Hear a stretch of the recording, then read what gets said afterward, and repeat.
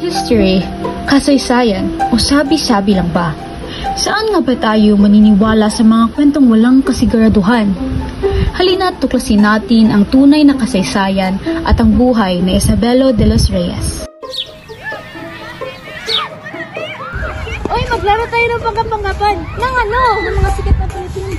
Ako si Cory Aquino. At ako naman si Imelda Marcos. At ako naman si Sara Duterte. At ako naman si Isabela de los Reyes. Pwede ako kasali. Sino ka ba? Ako si de los Reyes. Hindi ako kilala.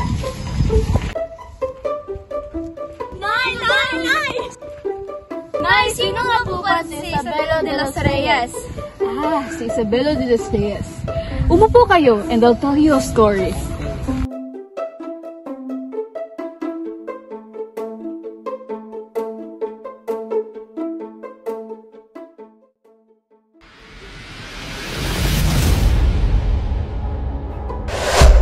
Senator Isabelo de los Reyes was born in Vigan, Ilocos Sur on July 7, 1864 to parents Elias de los Reyes and Leona Florentino.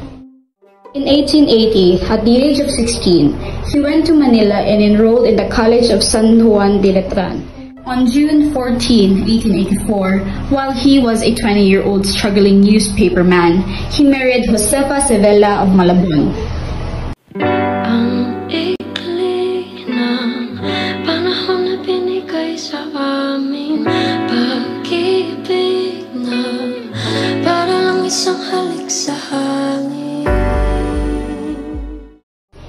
To supplement the limited monthly allowance he received from his mother, he became a journalist.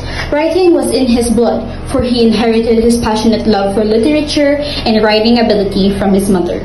In 1899, he founded the first vernacular newspaper in the Philippines, Ilocano, with himself as editor as well as publisher.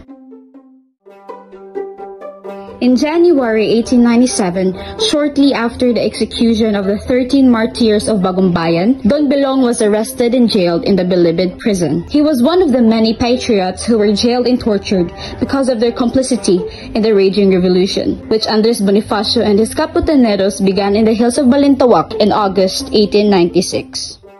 Isabelo de los Reyes is often called one of the Filipino thinkers due to his profound and multifaceted contributions to Philippine society in terms of intellectual, cultural, and social advancement. These following are his contribution and why he is called one of the Filipino thinkers. First, his intellectual pioneering. De los Reyes was a trailblazer in several academic fields, including folklore, anthropology, and history. Second, it is advocacy for cultural identity. Through his extensive writings, particularly in El Folklore Filipino, he documented and preserved Filipino cultural traditions and folklore at a time when these were at risk of being overshadowed by colonial influences. Third is his social reform and labor movement. As a key figure in the Philippine labor movement, De los Reyes advocated for worker rights and social justice. And lastly, political influence. In addition to his intellectual and social contributions, De los Reyes was also an influential politician. He served in various political roles, including as a senator, where he continued to push for social reforms